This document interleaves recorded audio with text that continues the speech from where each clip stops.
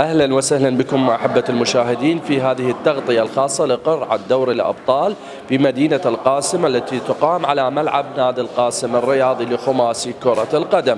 نتمنى لكم مشاهدة ممتعة، ابقوا معنا. نائب رئيس الهيئة الإدارية لنادي القاسم الرياضي، كما نرحب بالأستاذ أسعد جويد عبد العلي أمين.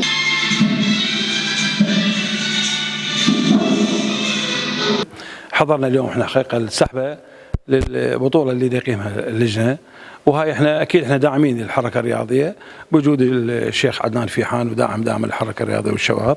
وهي مدينه القاسم حقيقه تستاهل انه نحضر لكل مدننا واي لجنه شعبيه واي فرق شعبيه انه يقدمون لنا الدعم. احنا راح نحضر السحبه مثل ما اليوم حضرنا السحبه وجانا لهم الدعم، وان شاء الله ندعم هذه البطوله وكل البطولات اللي تقام في كل مدن بابل. والكابتن علي حسن المؤتمر الفني لهذه البطولة.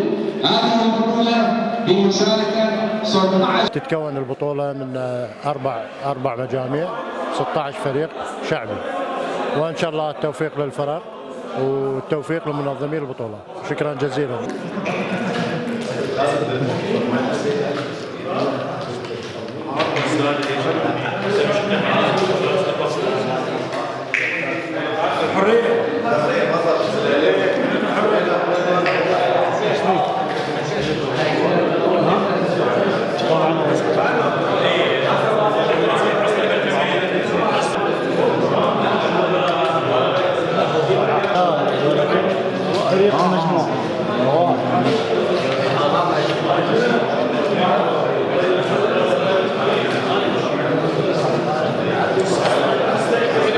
اليوم تمت قرعة بطولة كأس الأبطال للفرق الشعبية خماسي كرة القدم.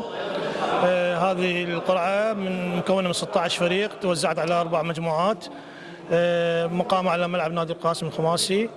مثل ما تشوفون اليوم أجرينا القرعة بوجود شخصيات رياضية من مدينة القاسم وخارج القاسم. بهذه المناسبة أقدم شكري وتقديري للأستاذ السيد علي عبيس مستشار محافظ شؤون الرياضة على تواجده معنا. أول شيء نشكر قناتكم الموقرة ونشكر السيد المحافظ عدنان الفيحاني لدعمه المتواصل لمدينة القاسم وللرياضة جميعا. والله بطولة جميلة إن شاء الله، تتكون من 16 فريق والمحافظ داعمه والاستاذ علي عبيس وفرقنا جاهزة، واحنا هنا متنفسنا الوحيد هو الرياضة. احنا في فريقنا مرحوم كنوعة حبيبي.